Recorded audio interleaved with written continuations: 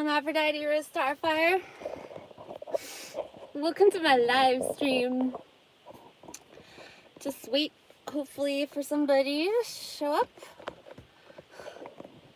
It is October 10th.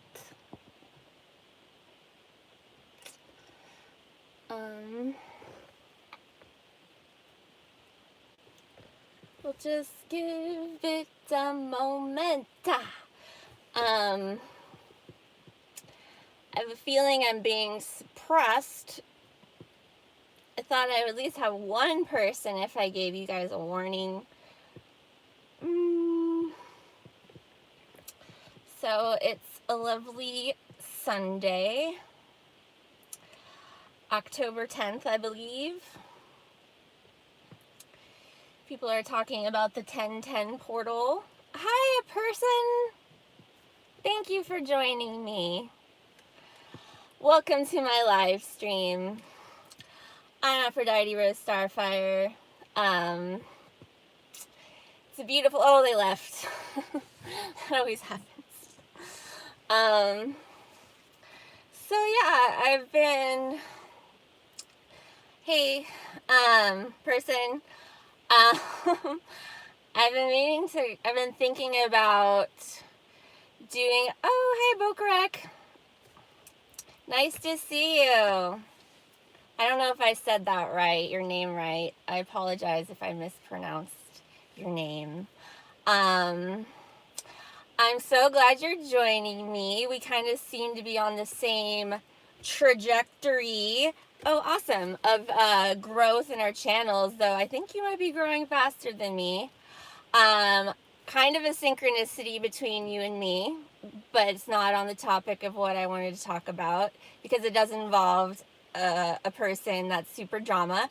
But I guess last night Kim Kardashian hosted Saturday Night Live, and I saw one of the skits. It said like new employee at Costco, and it has Kim Kardashian dressed up in some alien costume, and I'm like, well, I guess they lost one employee and gonna hire Kim Kardashian. Kim K to the rescue at Costco. I was like, oh my gosh. I thought about making a post, but that's, you know, trivial business. Yeah.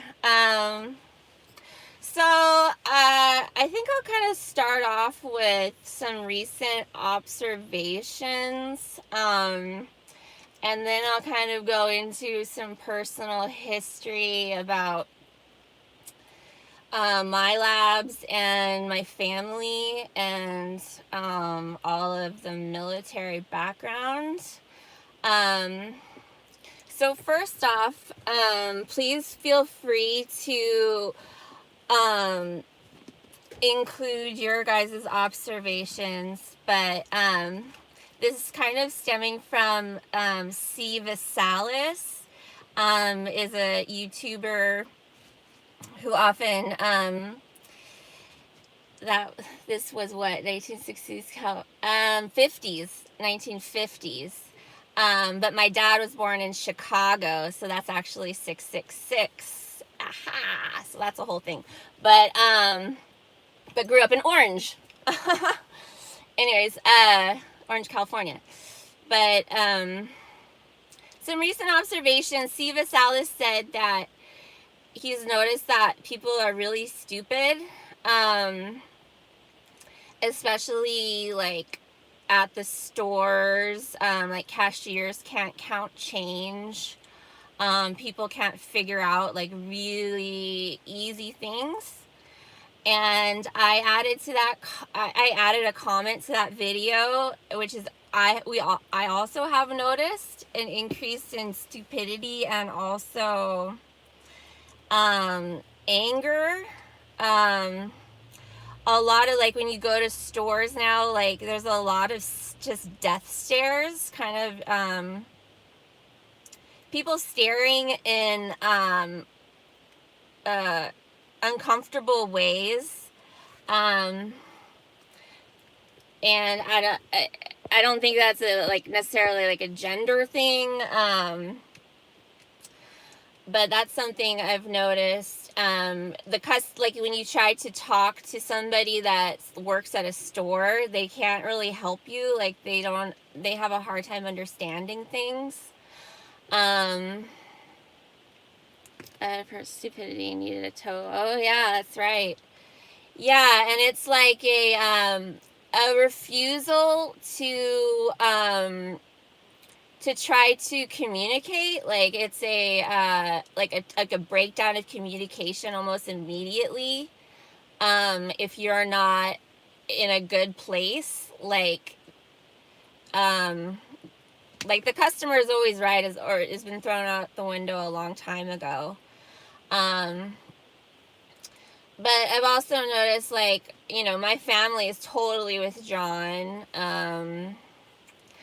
And the lying and the concealing has increased on their end. And I've noticed they like both sides haven't really they've stopped trying to communicate really, and it dropped down to 2 people. They don't say I love you anymore. So that's kind of interesting.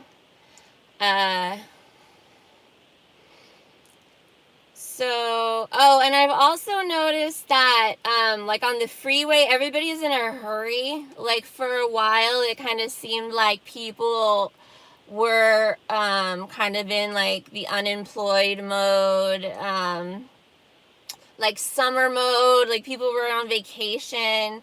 But now since school has started, and it's not just like people that are working and back to school. It's like this energy of everybody's running late, like they're like worker bees that are on a mission, like super like cutting you off in traffic, and lots of like just veering into me in traffic, like people changing, like just like I'm not there, just a lot of stupid mistakes on the road.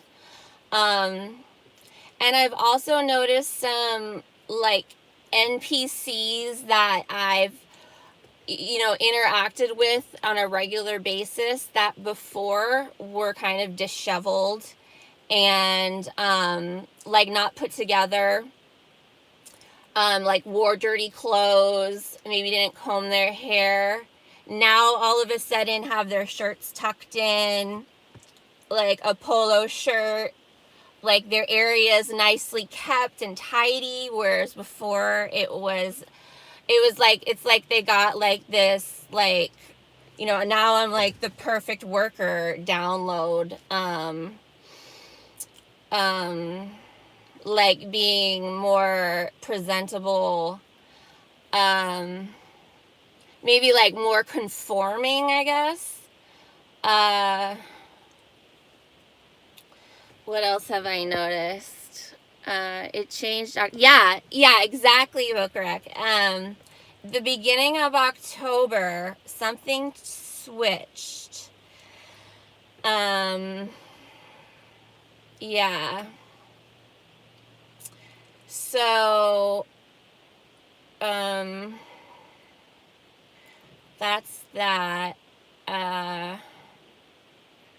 And definitely prices are going up. We all know that. The rent moratorium ended, but the rent relief program hasn't.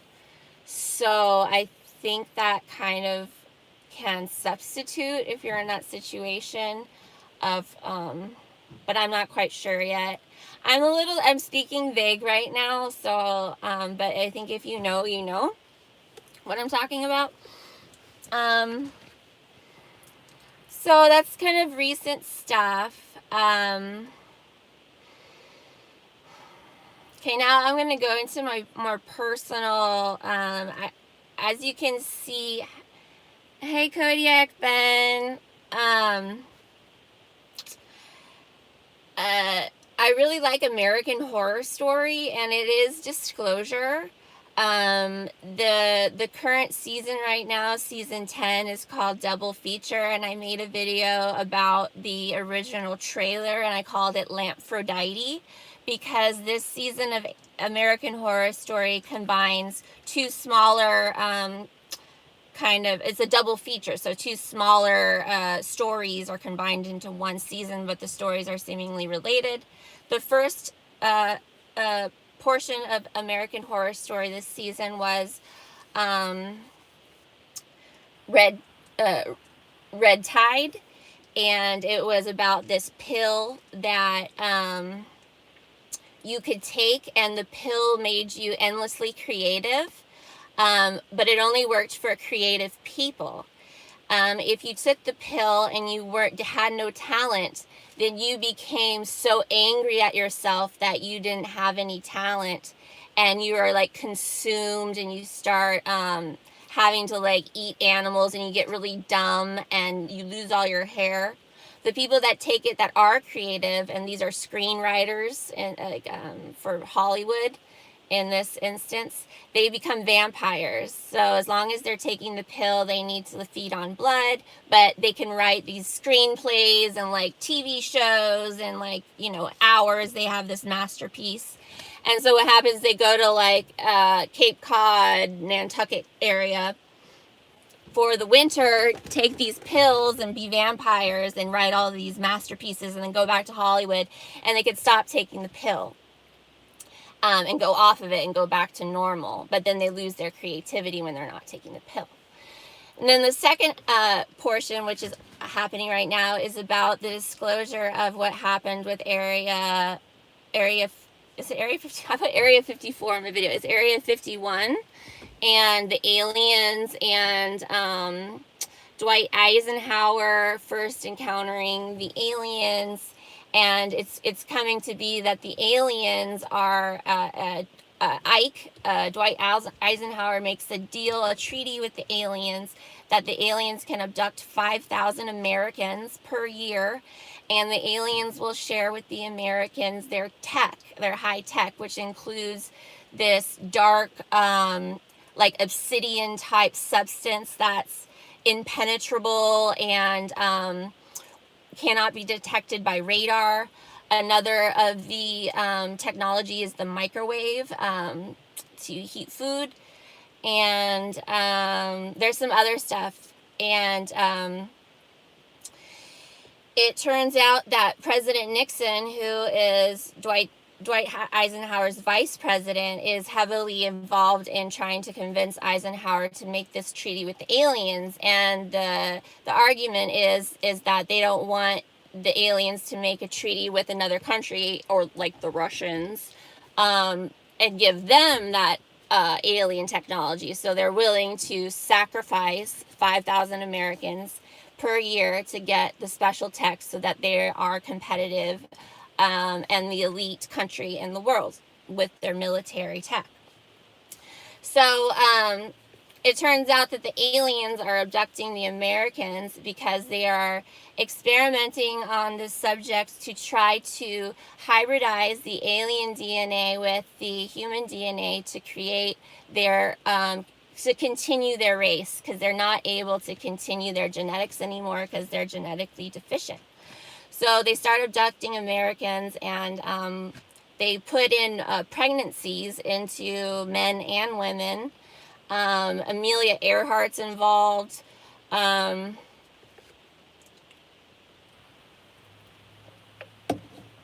of course, this is the whole story of the MiLabs, military labs, which I think is it Max Spires talks about. Your basic abduction. This also ties into the spider entities, because I believe part of the process is this spider-like, like in the movie Alien, it goes through different, it hatches through the belly it kills the host, it hatches through the belly like a cesarean section, and then it's like this scorpion-like arachnid multi-legged creature, and it goes on the face. And this is also mirrored right now in the current fashion there's like these like weird alien like things that looks like there's a something over the face like this.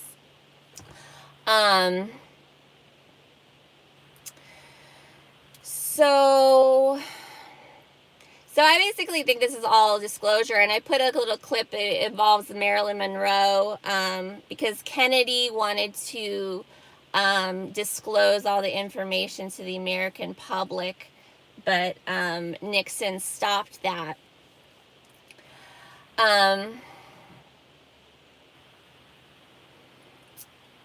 This also tries the transhumanism is also tied into the trans movement, if you know what I mean. Pretty much anybody on YouTube right now that has a following or has had a sustained following is an androgen. Evidence of that today was posted by I might make a video about it. I don't know. He's doing. Ooh, I'm thinking. He's doing his own disclosure. In a way, for those with eyes to see, but Hamish Patterson, the Malibu illusion, you know, whoa, it's the illusion, high frequency tribe, in Malibu. He's like a surfer dude who's famous for his like bowl cutting YouTube video. He's Hollywood through and through, is pimping multiple reality TV shows, for a long time, and has had this YouTube channel in the truther type realm, I guess, along with, you remember Jason Christopher, the I Am channel? That is also another trans person that I was going to make a video and out, who did these like Washington DC type kids sex ed movies, which is really weird. But anyways, Hamish Patterson just posted a video today on his channel. He also, I've kind of had a close, and not like an almost personal connection with Hamish. He shows his child Owl a lot, and features this child. And I was a heavy participant in his channel during the beginning of my awakening, and I was under the name Kimberly K, until I changed to Aphrodite Rose Starfire and started posting my own content. But for a while, I was just, you know, I didn't have any videos, and my screen name was Kimberly K. And Owl, yeah, I know. Owl, so Hamish, so that I know this is going to be weird sounding, and, you know, people call me, you know, people want to just put labels of me as mentally ill or whatever. But Owl looks like related to me. Owl looks like they have that being, Hamish's child, looks like they have my genetics, I swear.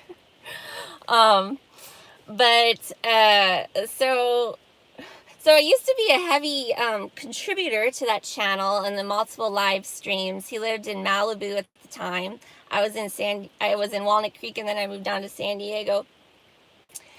And he publicly broke up with his wife and went through like this like divorce, and he was very public about it, and publicly showed Owl, who was like 3 years old, like older 3 years old. And Owl like had a mental breakdown, and you could visibly see the angst about his parents divorcing, and Hamish would like kind of talk about his spouse or his ex-spouse, and I like would comment, I'm like, don't show this, like, because you know, I'm a child of divorce, like a horrible divorce when I was 5, and you know, where they like used me like as a piece and battled, and like mental blackmail, and like, you know, you don't love me, you love them, like you're on their side, like that kind of crap. And so I'm like, Hamish, like, don't put this on YouTube. Like, you don't do this to your kid. He's going to hate you later for showing. He was like throwing tantrums and stuff, you know, because his mommy and daddy were breaking up. So, like, after that, and after some other things, I was blocked permanently from commenting on Hamish's channel.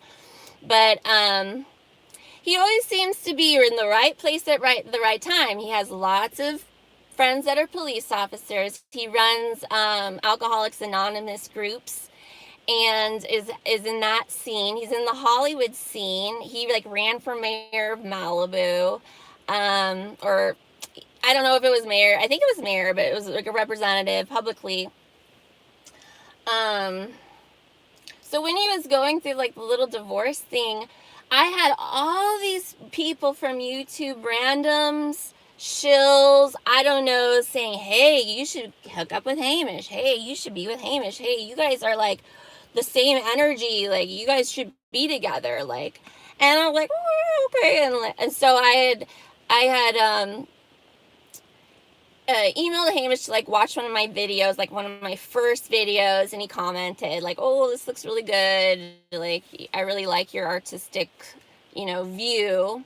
But that was about as all it, that was it. And then I said something about, him posting his kid and their divorce stuff, and then I got blocked. But like, when the riots were happening this last in LA, when they were breaking into all the stores and stuff, Hamish was there and he knew exactly where to go, and then he ended up on CNN. It's like, okay, like, you're in the scene, you are a puppet, you're not High Frequency Tribe, you are puppeteering and trying to corral the truther people who are waking up into thinking a certain way, of controlling of silencing people like me, who was like, wait a minute.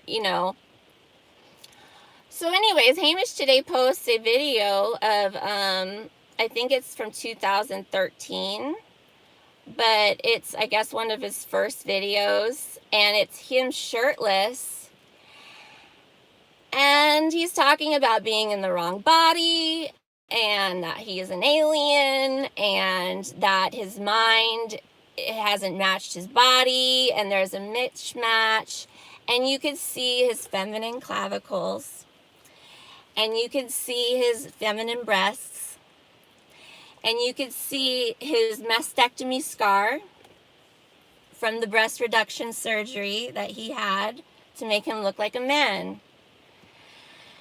And it's like, these people, and there's, like, this weird, like, painting in the background of some idol. Usually these people, they have some, like, idol, like, statue or painting of a creature in the background over their shoulder.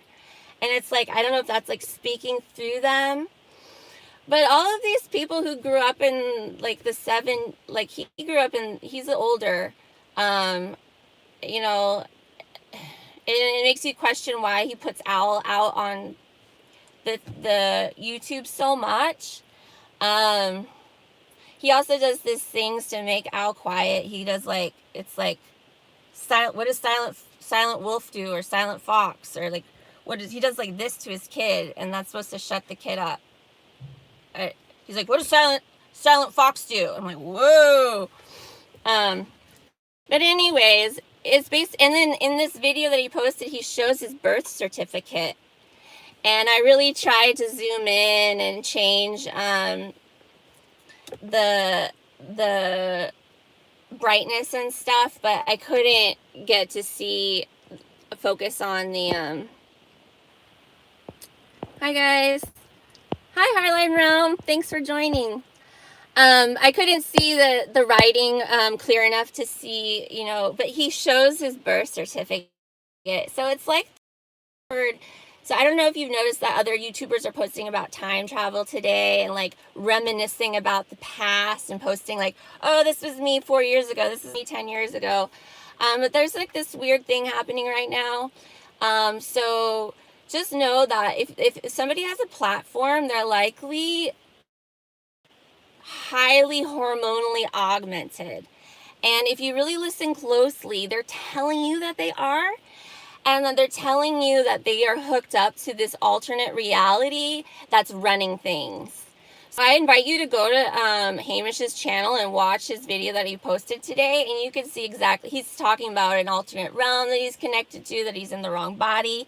And then it's like showing birth certificates, scars, like, and then he kind of gets up and you can see the hips, the feminine hips.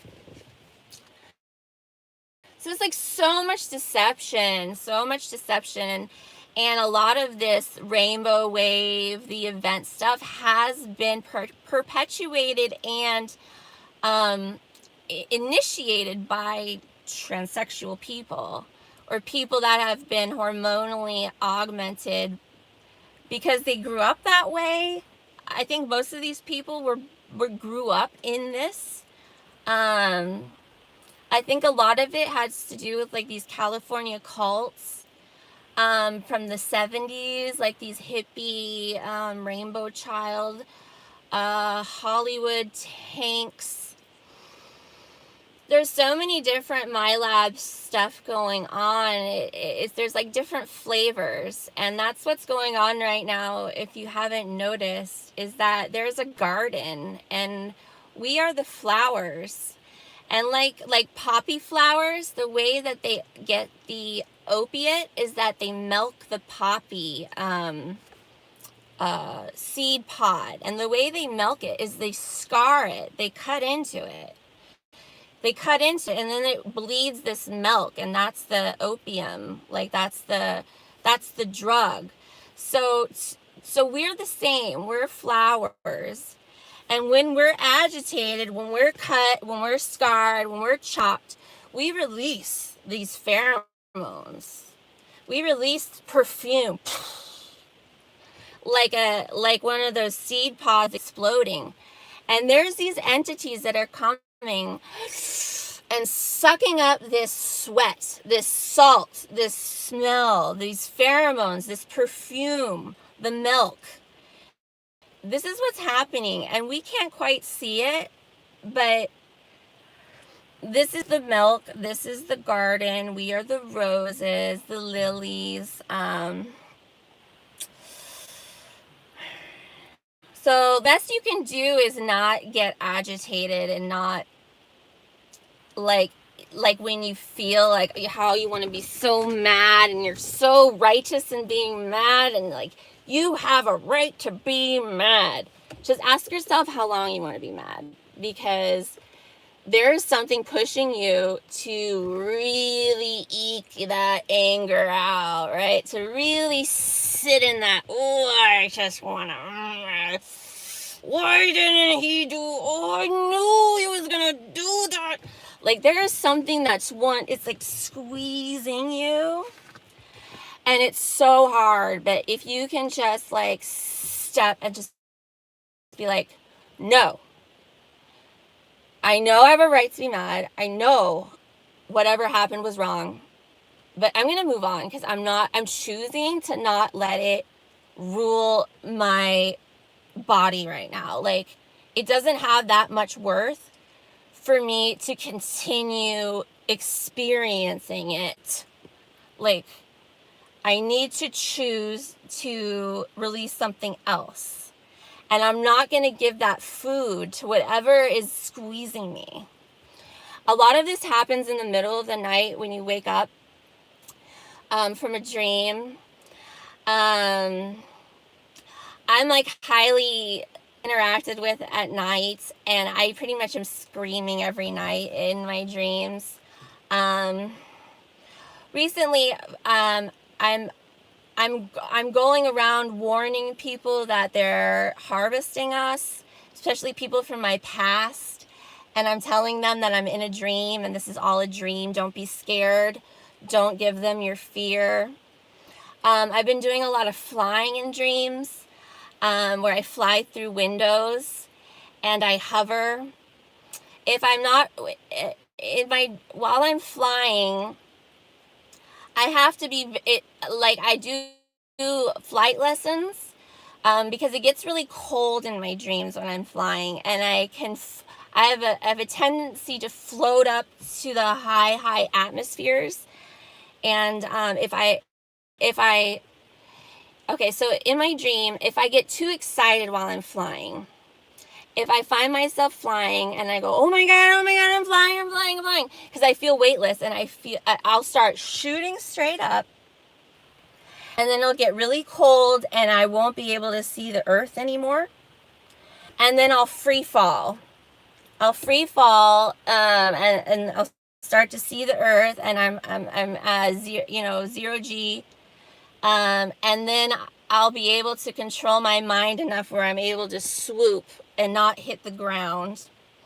Now if I start off my flying experience with security and confidence, and I'm like, okay, I'm flying, I am going to control this. Well, I can't control it too much, but it's more like I'm not going to freak out. I control it with my breath, and I control it with my thought. Like if I try to swim to where I want to go, I won't go. I'll kind of just bobble.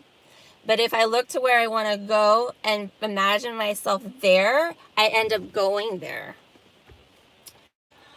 And it's like, while I'm going there, that's when I'm able to glide and swoop and control it more and have the actual flying experience. But if I try to control and fly and swoop first, then it won't work.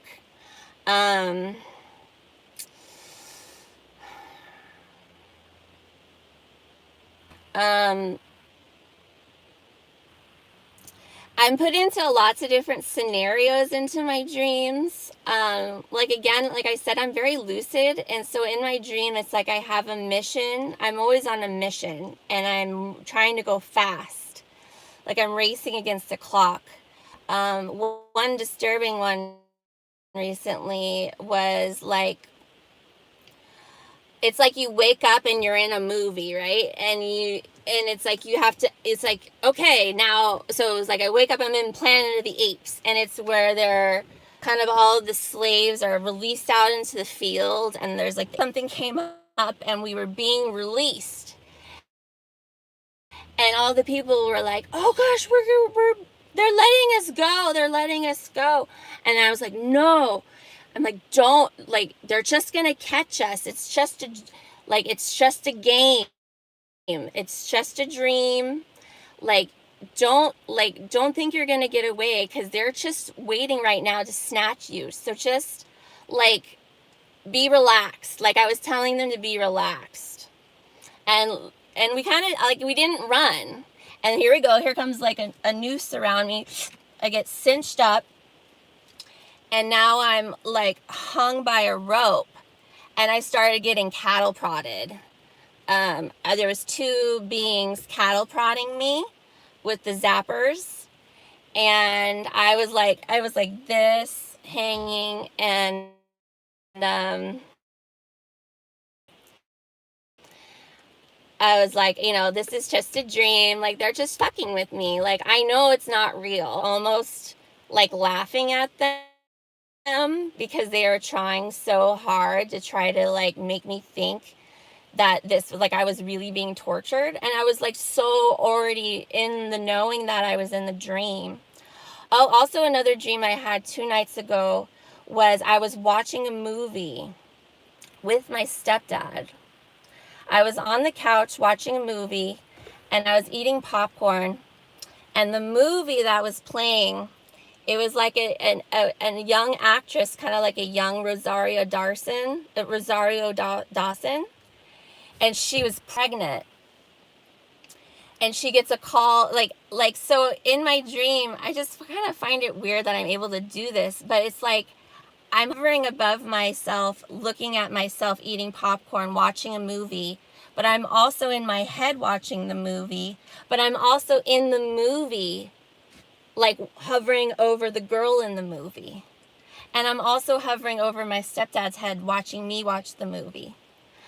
So in the movie, this Rosario Dawson chick, she's like maybe 15, 16 years old, she gets a call from her mom, and her mom says, how are you doing? And she's like, I'm okay, Mom, I'm okay. I guess I'm pregnant. I'm going to have a baby. And the mom goes, oh, that's so great. And then the girl, you can see her, she starts to go into labor. She's like, and then she goes, Mom, I gotta go. And the mom's like, okay, honey. And then hangs up. And then I'm like, as the person watching the movie in my dream, I'm like to my stepdad, I'm like, oh, that's so sad. She's not going to tell her mom that she's having the baby right now. Like, she's hiding it, that she's like, she needs her mom right now. Like, she's going into labor right now. But she's not going to tell her mom. And so it was like so sad. I was like, oh, she's not going to tell her. So then, and then the next scene is this, she's on this like metal slab with no sheets or anything. And she's like, oh, she's like in labor. And then there's like in a hospital, and there's this other woman being come in, and she's like, don't take me in there, don't take me in there, don't do this, no. And then this girl gives birth, and it's like this little weird like baby, and it has a little like beanie orange cone hat, and they put it on this like metal slab, and they just like wheel it away. And it's like I'm like watching this on the movie, and I'm like, oh, that's so sad in my dream. Just like weird stuff, like the layering.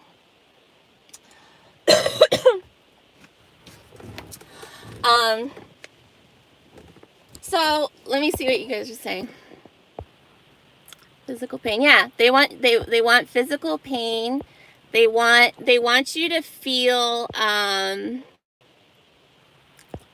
suffering, and they want you to think that your suffering is worth something.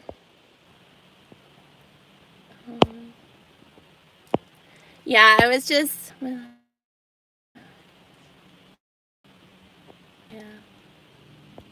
Yeah, like MiLab, John. Exactly.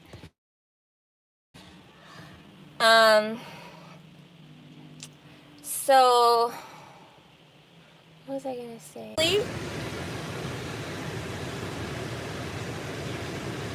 Can you guys hear me? I overheated. Like an insectoid muscle. Did you know I lived in Berkeley? I went to school in Oakland. I thought you were in Canada for some reason. So yeah, sorry about that. I overheated.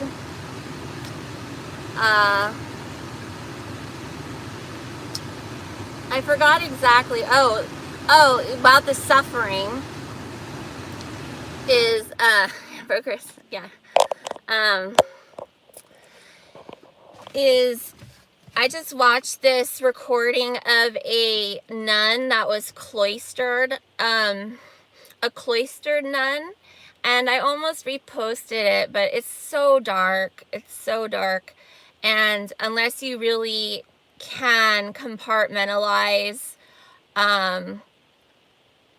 you know, any kind of trauma stuff you listen to, you are in a way, you are subconsciously experiencing it.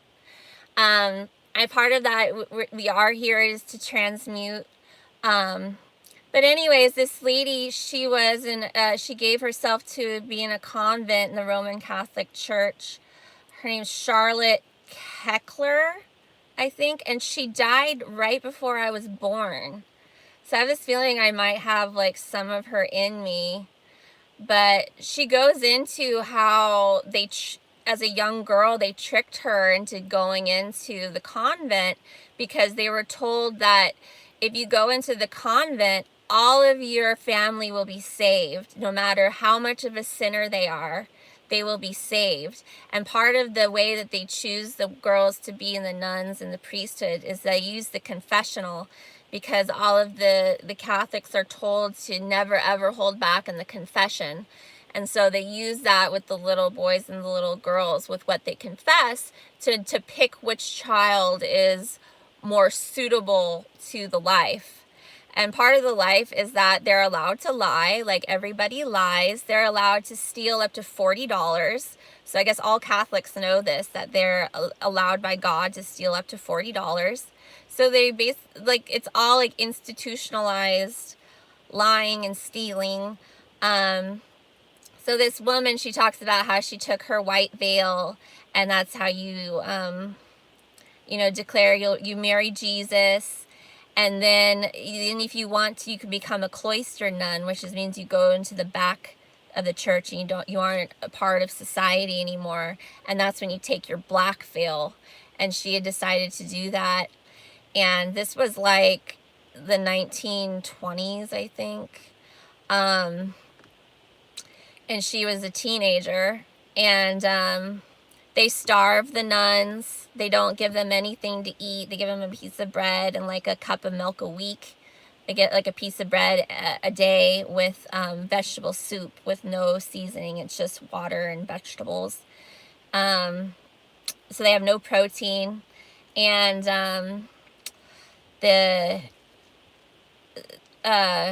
when she got her black veil, this was even a higher step in the sisterhood in the Roman Catholic Church, where it was the death of her soul, basically, in penance. They were always in penance so that they could buy basically their families into heaven. And the nuns they were never worthy enough to speak directly to God or to Jesus. They always had to speak through a priest, and or they would ask their patron saint. So every nun, they would lose their name and they would get a patron saint, and then they would pray to that patron saint to go tell God to please answer their prayers. So they couldn't ask God directly. They had to ask a saint to ask God. That's how low they're told they are. And then when they do their prayers, their prayer boards have like needles sticking up, so they're always getting cut. They're malnourished. They're always infected. When she gets her black veil, they sign another oath where the ear is cut, and then they sign the oath in blood for chastity, silence, and obedience, I think. And then they spend 9 hours in a coffin, and they die basically. And then the priests come in, the bishops come in, and basically they rape all these nuns, all these young girls. And it's like you either give yourself, and all these girls thought that they were going to be virgins. So this woman says she fought. So when she fought, they give you even more treatments. And so there's like all these dungeons like underneath the Catholic Church and these nunneries that are where the cloistered nuns live, that you don't see, that are doing all this penance. And they circle around these paintings of purgatory, and the head mother superior will say, like, this is why you're paying for your family, so they get out of purgatory, so they get out of hell. This is what you're doing. And then they do like waterboarding torture, and that drives a lot of girls crazy. And for them, there's even a lower dungeon that they put them in. There's like a pit that they throw the girls in that are about to die, and then they surround the pit that they cover, and they surround the pit with 6 younger nuns to chant, to keep the evil spirit from staying in the church. So they just chant 6 nuns around the pit until the girl dies. This is like these horrible, horrible things. So anyways, this woman was able to escape. And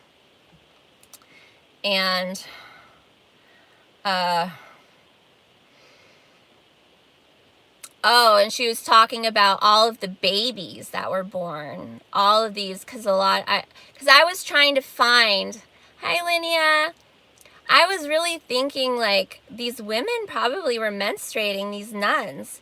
And I bet all this, like, I wanted to find like what is the practice for menstrual flow in nunneries or in convents. That's a better word. Like, are they putting the nuns' blood, menstrual blood, in the communion wine? That would make a lot of sense. But apparently, all of the priests, they're all screwing all of the nuns, especially the young girls, the young nuns in the convent. But she said they always were drunk. They always had a bottle of liquor under their belt. So it's like this ritual that they're taught. They have to be drunk. But oftentimes they beat the girls, and the girls never leave the convent. So they're never shown to the world, so they don't care like how mangled they are. But so I was like trying to find this nugget of information, like the period blood got into the wine, but I never quite found it. And the way it sounds like they were so malnourished that they probably weren't even really menstruating. But apparently they were getting pregnant. But this woman said, I don't know when this testimony was recorded, but she died in September 1983, right before I was born. So all of this like happened, like I think in the 20s and 30s. But she said it in every cat. It's like this happens everywhere. And she was in there for 22 years before she escaped. But and the parents never find out, because you lie to your parents. You say that, when the parents come to visit, you're never allowed to see them. You talk through a black curtain.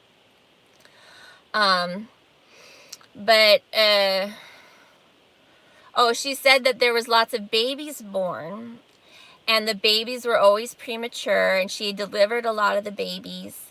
The babies were always premature, and they were always deformed. Which I found really interesting. She said they were always they looked like creatures. They had genetic abnormalities. She said that she never saw a normal baby come from.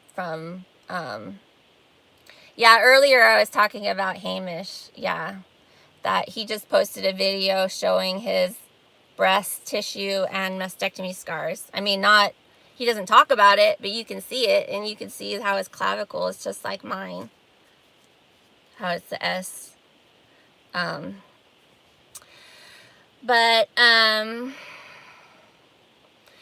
So yeah, that was a really interesting story about the nun. And I just found it, so, it's so hypocritical with the whole abortion thing. Because they're like snuffing out so many babies behind the closed doors to keep all these secrets, and the piles of bones. And this nun, she's like, go to Mexico. I think this was recorded in the 70s, this recording, her testimony, but she's like, go to Mexico. The government outed all of the Catholic Church and turned all of the cathedrals into museums. She's like, go there.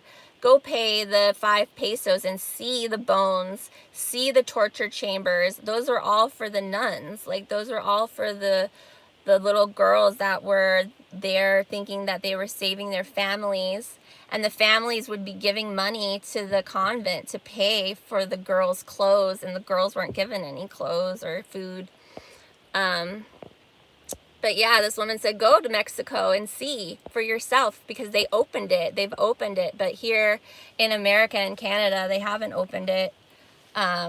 So yeah. Yeah.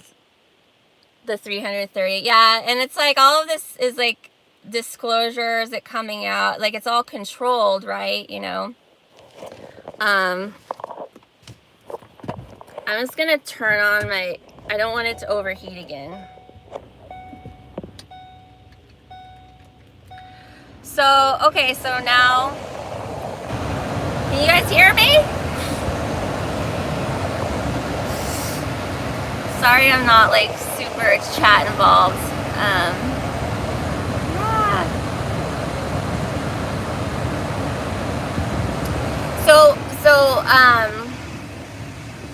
It's Danny, right? Luxor?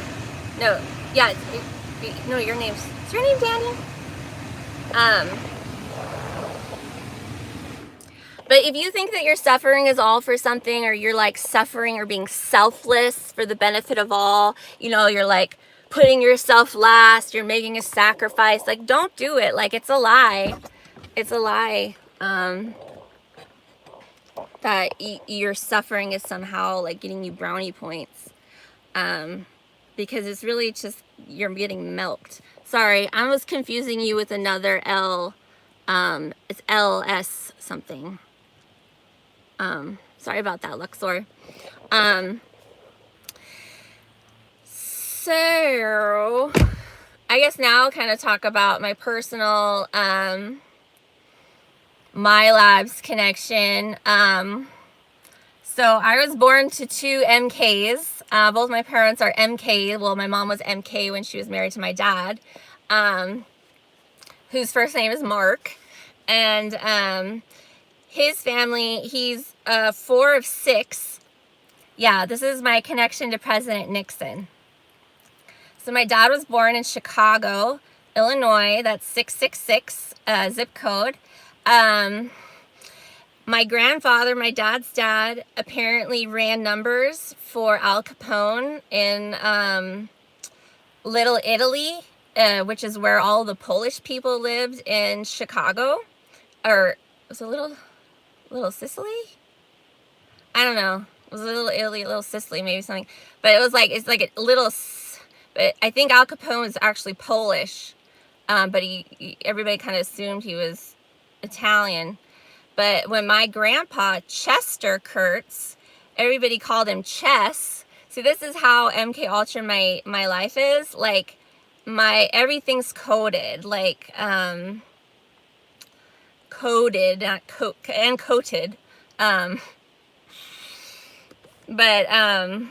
my grandpa Chess, like the game chess, Chester Kurt, it was Chester Kurcheski, but they Americanized it to Kurtz. And that's interesting right now because that's who's in the news right now, President Kurz, but they all say Kurtz. They say President Kurtz of Austria stepped down because they all pressured him to get out. I don't know if you noticed, but like the EU is all going to they're getting rid of all of their leaders. Like the Czech Republic guy just got like they're saying he's an alcoholic and he's like violently, severely ill in the hospital all of a sudden. So some people are saying Macron's the Antichrist, but that's kind of like going that way right now. I think they're like consolidating, and they're getting rid of like the old school leaders, or like the because even on the news they were saying like, oh, it was kind of just a formality, this Czech Republic leader guy, because they haven't really had a leader for a while, so they're making these excuses of why they need to like consolidate to have a greater leader over the like EU and not have individual countries.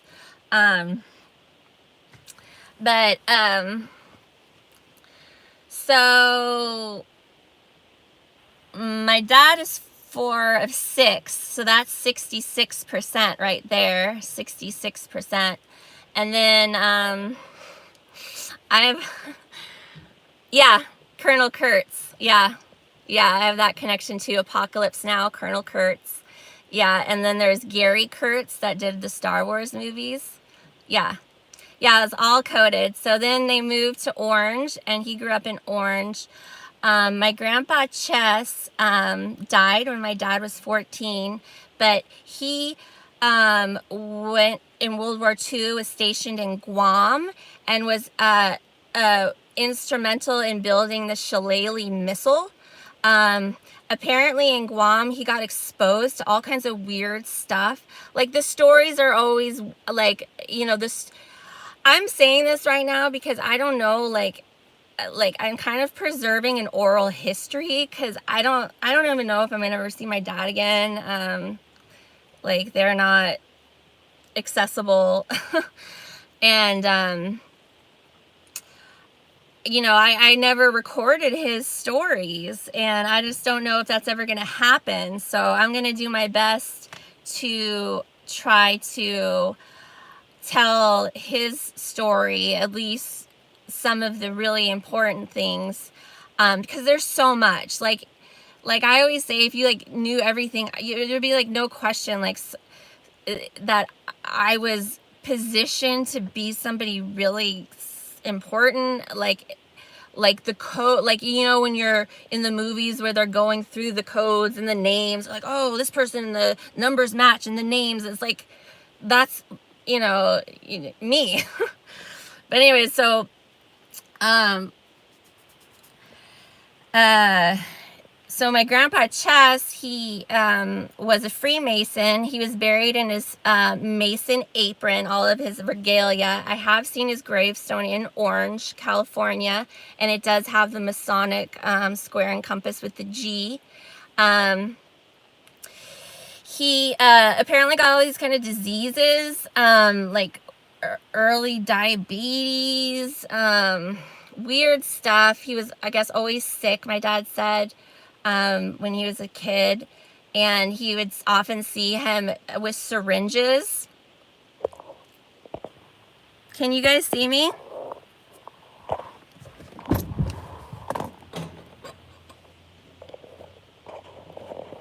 Can you see me?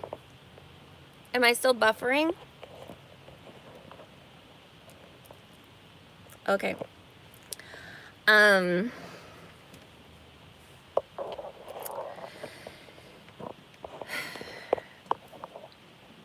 Thank you. I have to go back to where I left off. No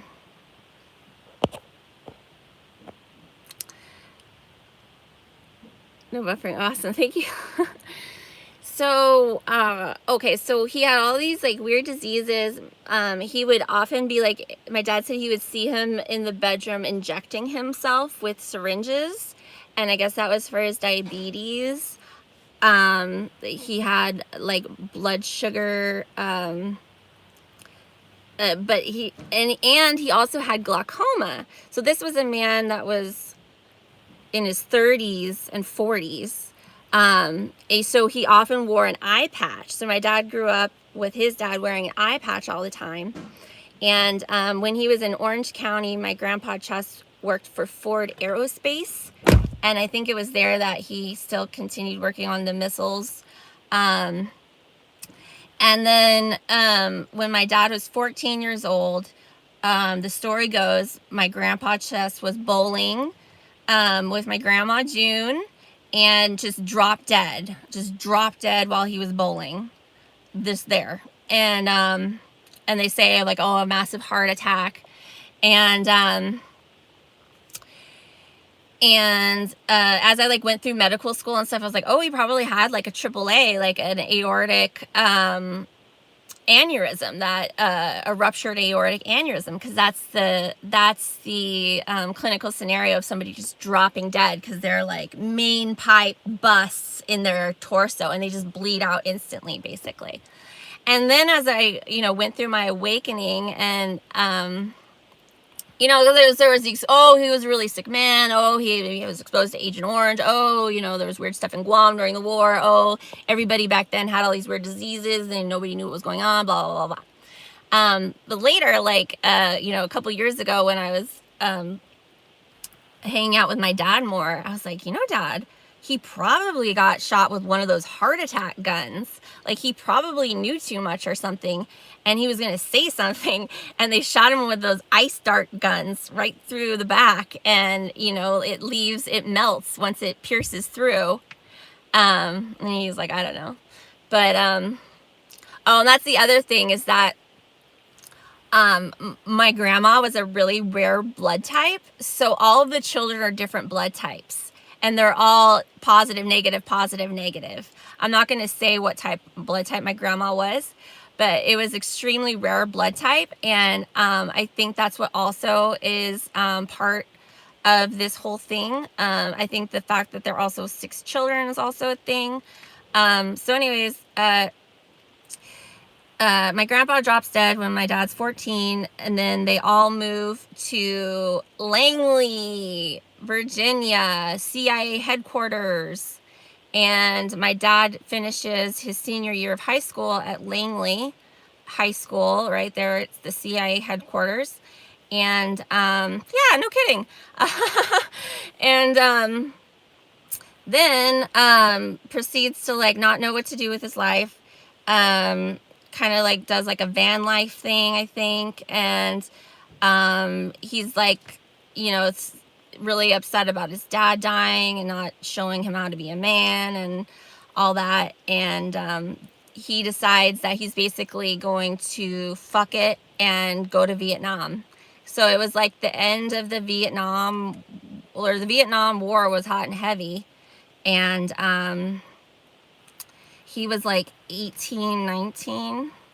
And he decided to sign up, and he like got a deal like where he was able to like buy, he had like some time, so that was like when he traveled. And then he went to boot camp, and he had every intention of, he didn't know what to do with his life. Like he had every intention of like going to war and dying. Like he thought he was going to get shipped right over to Vietnam like all the other guys he knew, and fight the war and die and be a hero or whatever. So he goes to basic training in I think it was Georgia. I don't know, it was one of those islands, the big boot camp. And when everybody's done getting their assignments at the end of boot camp, my dad's like 6'3", like really good looking. Like he got everybody's Vietnam, and he gets honor guard. He's like, son, you're going to the White House. So while everybody in his boot camp, whatever platoon, I don't know what you call it, he joined the Marine Corps. So my dad was a Marine, United States Marine. And all of his people in boot camp got sent to Vietnam, and he got sent to the White House. And there he guarded, he was the honor guard for the White House. Good looking Marine. He was like on the posters. This was like 1968, 69. And yes, Susan, the testimony of Sister Charlotte. Yeah. In the beginning, she talks about the lying. Because they it's kind of like the Jewish people where they're told, since you're lying for the good of the church, it's the good of God. So your lie is like a crusade, like it's ordained because you're furthering the mission of Christ by lying. So they like, mentally do gymnastics. But anyways, so he guards the tomb of the unknown soldier. And I've been there. I've visited there on my 8th grade trip. So this is all very Egyptian, very occultist. And it was like my dad was chosen for his genetics and his background. I mean, with my grandpa running numbers for Al Capone. Meaning as a little boy, he would go and take bets from people and then write it down and then go run back to Al Capone and say what everybody, like, what people are betting on or what people owe, and like go a runner, like running around with messages and money and stuff. Because they would use children to run around and do like the little messenger things. So I don't know if you've seen like the Tomb of the Unknown Soldier, but it's, the honor guard, the Marine Corps, they hold like flags and swords, and they do these like choreographed like slow movements and like salutes and then they do like slow motion, like, kind of Michael Jackson movements. And it's all about how they look, how shiny their shoes are, how stern-faced they are. and they're constantly like exchanging post. So one's guard, there's like an eternal flame. Maybe the eternal flame wasn't there yet. No, it was there for JFK because he had died. There's all kinds of like, there's the Tomb of the Unknown Soldier, which is like a dead soldier that nobody, John Doe. Oh my God, my dad was guarding John Doe. My dad was guarding the dead deer.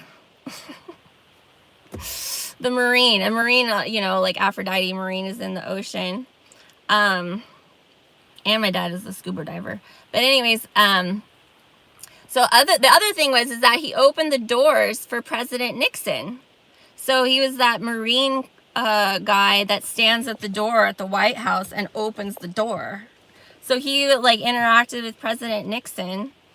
Also, like he didn't have any like I think he might have just had one off like high, you know, yes sir kind of things with him, but he did part of his duties when he was at the White House was that he would have to entertain dignitaries and like escort them like as a honor guard, good, like a professional escort. So he did say that he did get hit on like by male politicians and stuff, but you know, he was just like no. But one of the things that he really liked was that he got to eat lunch one day with Olivia Newton-John, and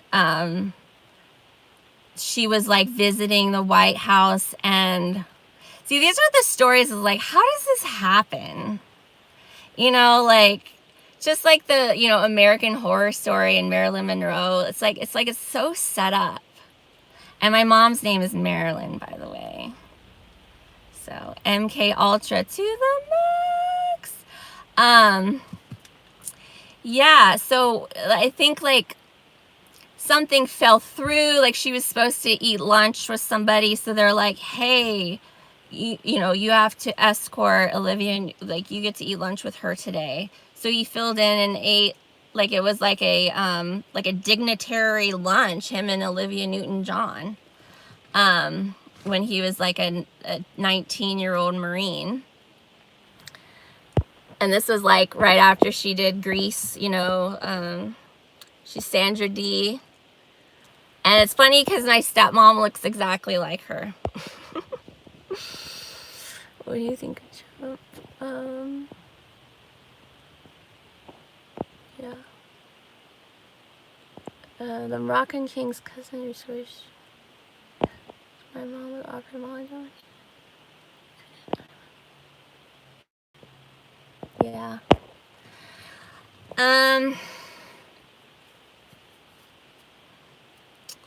Well, I'm glad your mom didn't go. Did she do the modeling agency? That's cool. So yeah. So then my dad later became deputy sheriff of San Diego, and that's when he met my mom in San Diego County. And my mom, when she met my dad, was working as a UPS driver, and she was serving Camp Pendleton, which is the military base just north of San Diego. That was her route, and San Onofre nuclear power plant. That was her route, like every day. She went to the nuclear power plant and Camp Pendleton. So, just like, my parents are in very like interesting positions. So yeah, I think that's all I want to say about that for now. I mean, there's so much more about their history and stuff, but I definitely feel like my genetics have been chosen. And if you've known my content, I have a video about my mother's side, and her recent discovery that her dad was not her dad.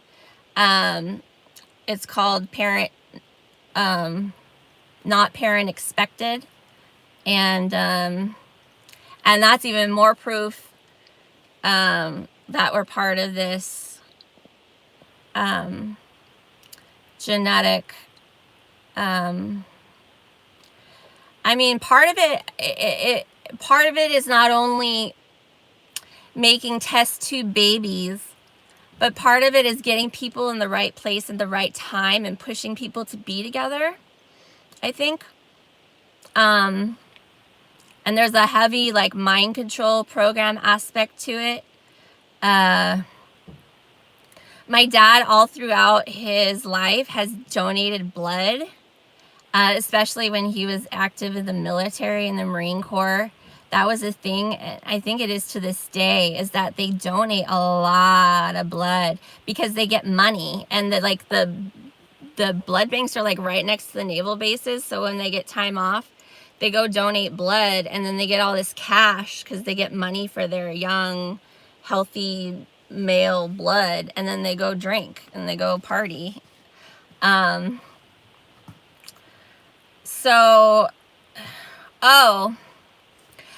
the other thing I wanted to say was that's part of this like experimentation, because it's like my family has always been like experimented on and probed, and it's like nobody sees it. It's just like so under the radar, and unless you were like looking for it, you don't see it.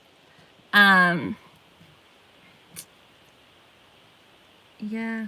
But my dad ended up becoming a police officer for the University of California system, so the UC system.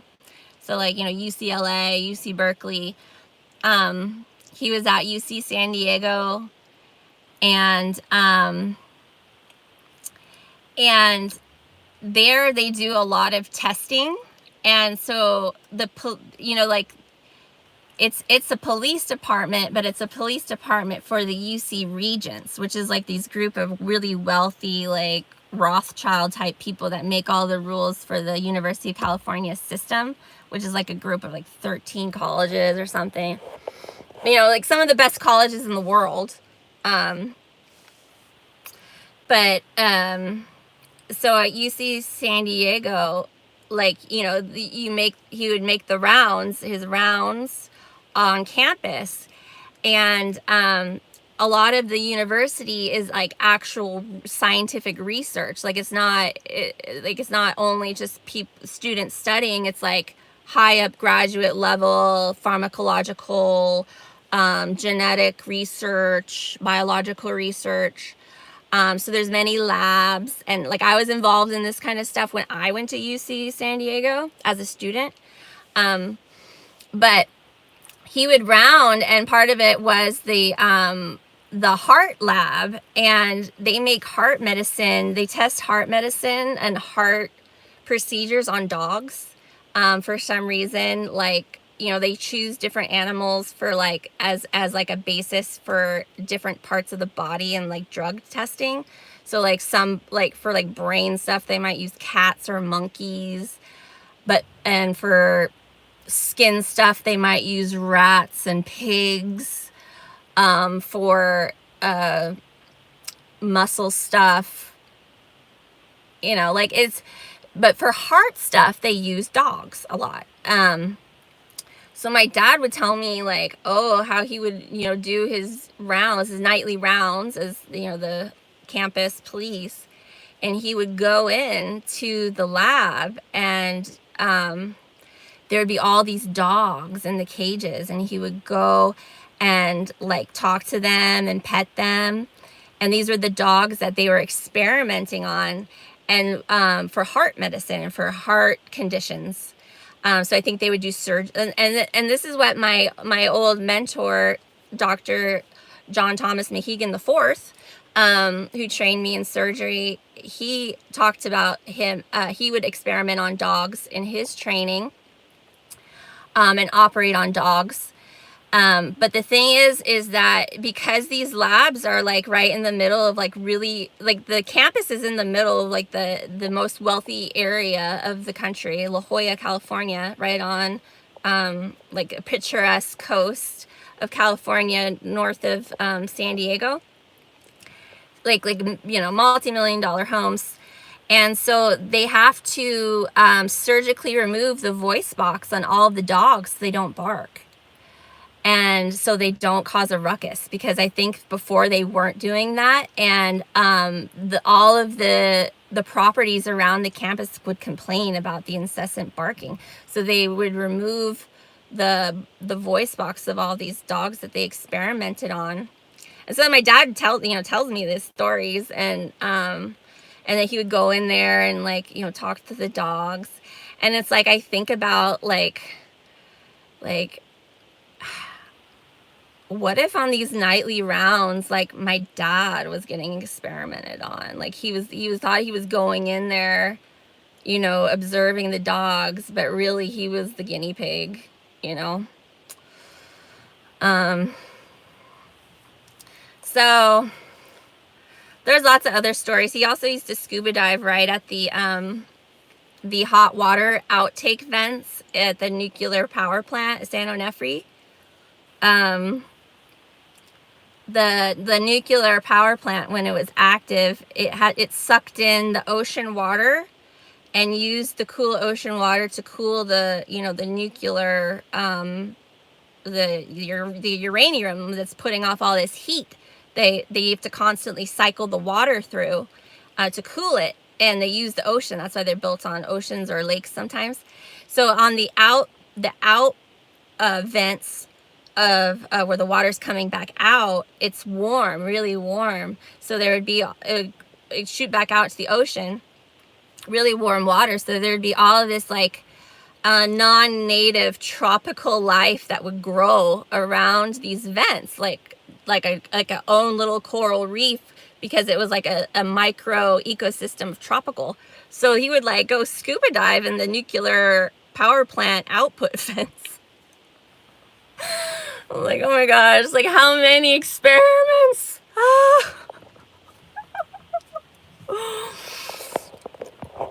It was like a walking like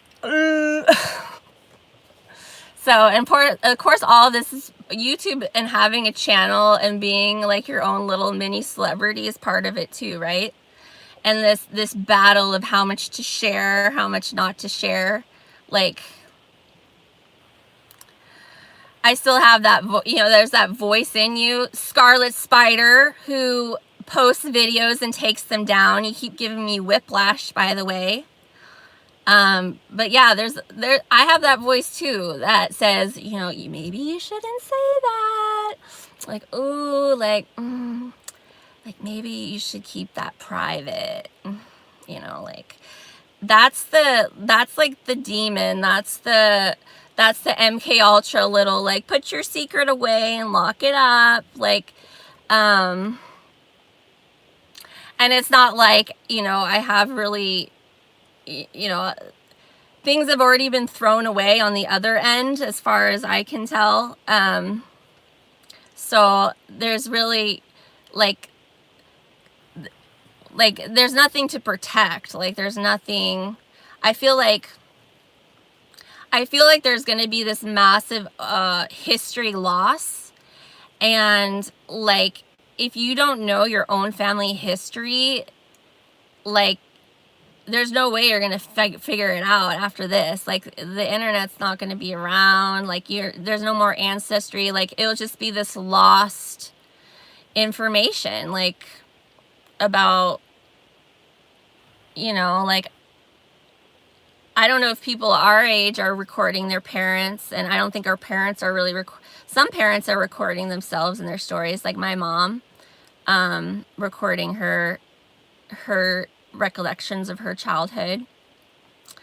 But I think that stuff's really important, because I don't think there's a whole lot of time left to understand it. But it's like, if you haven't sought it out by now, you probably won't know.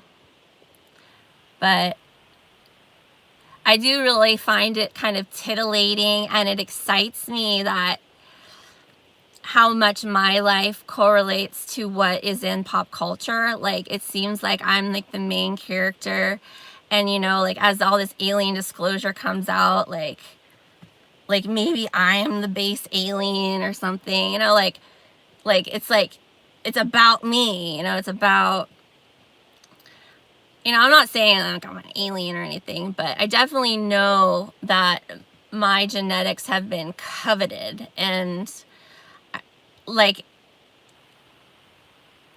growing up, I constantly get told I look like celebrities like Alicia Silverstone and Winona Ryder. Like it was uncomfortable how often, it was almost a daily basis. People, strangers would come up to me and tell me they recognize me, that I look like somebody, mostly celebrities. And I think there's something to that. Like, I feel like there's, like, I've had multiple surgeries, and I think I was told that there was something wrong with me, and there wasn't anything wrong with me, and I signed up for something to have things taken from me that I didn't even know were being taken from me. It's a lot of bait and switch. It's a lot of, like, shame, a lot of, like, trying to be normal. But I guess, like, I'm just wrapping it up right now, but the biggest thing is to not lie, and to not, like, kid yourself, like to not lie to yourself about who you are.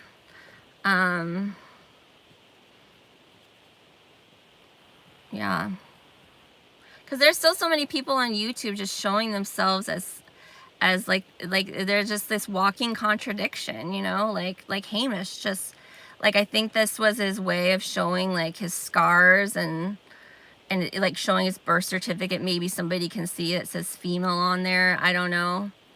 But like, if you're not outwardly saying like, hey, I was born into this weird cult and they changed my gender at birth and now I have to take hormones for the rest of my life, like, if you don't outwardly say that, then it's like you're still living this like secrecy thing, and I think you're perpetuating it in your own family with your own children. And it's just like, I think they're just waiting for the time that they can be there. They really want to have the time where they can just be so honest and not feel judged. But everybody's doing that. Everybody's waiting for this moment to be seen, like without all of the, you know, coverings and the filters and the masks. But it's not going to happen unless you do it. And you have to get over that fear of not being accepted. Because honestly, you probably aren't accepted as it is. Like, my family doesn't accept me anymore. So it's like, what is there to lose? I don't know if there's ever a prospect of me getting hired again. Like, you know. So, like, just fuck it. Like, just be yourself. Like, don't try to portray an... The thing is that the image, that's the thing. Don't put out an image that doesn't match the inside. Because something's going to happen soon where if those things don't sync, if they're not close, it's not going to be a good scene. I don't know. So you got to match. You got to match your thoughts with the shell. All right. I'm done airing my dirty Brian laundry. Okay? You can sniff it. Sniff that laundry. Sniff it up. Have a whiff. My pheromones are awesome. You know, don't feel like you have to work out. They want you to work out because they want you to sweat. Okay? Just do you. Just be you. And I love you all. Thanks for joining me.